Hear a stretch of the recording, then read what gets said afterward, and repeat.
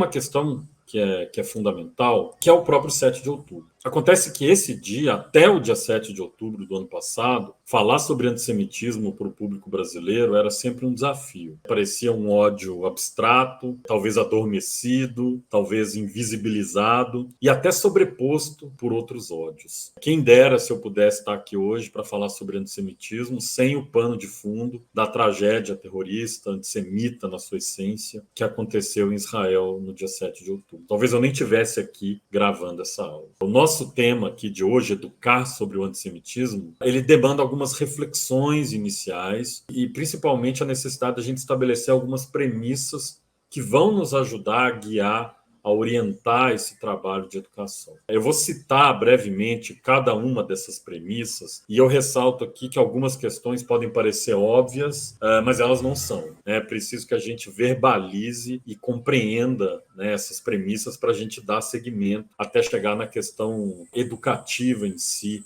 que é o cerne desse meu papo com vocês aqui hoje. Primeira coisa, né, é importante a gente dizer que, como qualquer preconceito contra minorias, né, o antissemitismo ele não tem nada a ver com a vítima.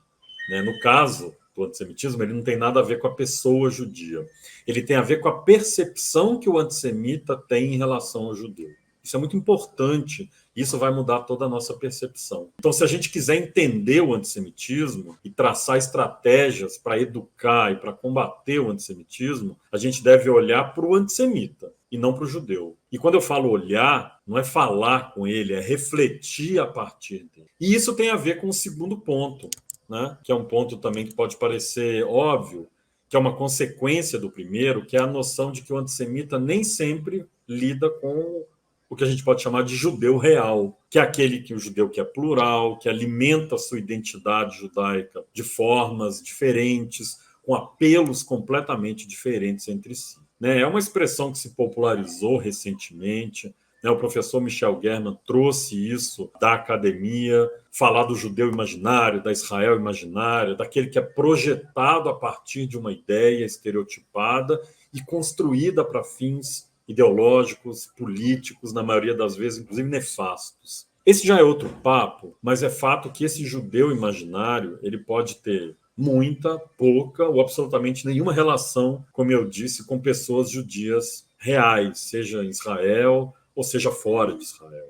É parecido, de certa forma, com a perseguição nazista em relação aos judeus. E por que eu estou falando isso? Porque pode parecer uma questão filosófica, mas ela não é. É que, tecnicamente falando, vejam bem, não foram os judeus os perseguidos pelo regime nazista, por seus colaboradores. Aí as pessoas perguntam, mas como assim não foram os judeus? Como assim, né? Não foi o judeu se a gente adotar concepções judaicas. Quem foi perseguido foram aqueles que, por critérios nazistas próprios, e não por critérios judaicos, critérios esses pseudo-raciais, foram classificados como judeus. O que eu quero dizer com isso? Que desde que existe judaísmo, desde que existe povo judeu, desde que pessoas compartilham e se identificam com uma identidade judaica, qualquer que seja, e mesmo sendo uma pergunta dificílima da gente responder, o que é um judeu, e isso aqui nem vem ao caso, nunca a resposta, na perspectiva judaica, foi aquela que o nazismo apresentou. Esse é o ponto. Pessoas que se encaixavam nessa concepção, não necessariamente judias, foram perseguidas pelo nazismo.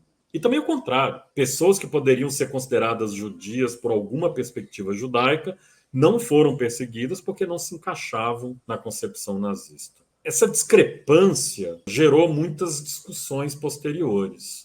Que é o caso, por exemplo, da lei do retorno, adotada em Israel lá a partir dos anos 50, e que, a priori, foi criticada por um setor da própria sociedade israelense, porque supostamente seguia uma lógica nazista. Olha só que coisa.